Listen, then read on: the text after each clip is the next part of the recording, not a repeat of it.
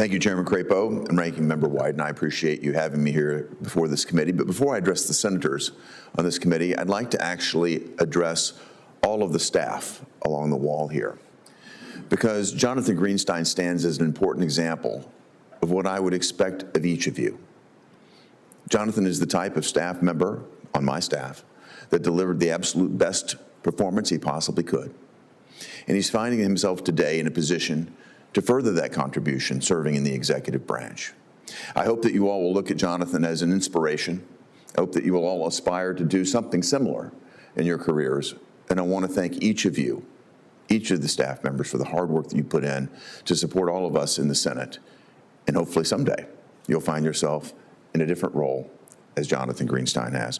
And it's a great honor today to introduce my friend Jonathan Greenstein. It's also a great honor to have his parents with us, Ira and Sandra Greenstein. I know that they are very proud of their son, as proud as I am of Jonathan.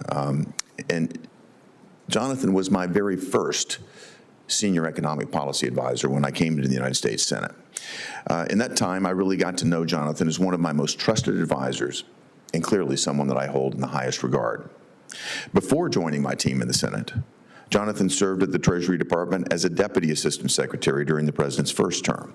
And in the private sector, he worked at Goldman Sachs Investment Banking Division, particularly covering financial institutions. Jonathan also earned a JD from Yale, an MBA from Harvard, and he graduated Phi Beta Kappa from Harvard College. Jonathan's prior service at Treasury and his experience in the private sector have given him a comprehensive understanding of financial institutions and the policies that govern them. In the Senate, he drew on that expertise to provide clear, thoughtful counsel on matters critical to maintaining the strength and competitiveness of our financial system. His perspective proved invaluable to me as we worked through some of the most complex issues facing our economy. Jonathan's record demonstrates both capability and commitment. At every stage of his career, including his service at Treasury, his work in the private sector, and his time here in the Senate, he's applied his experience with diligence and sound judgment.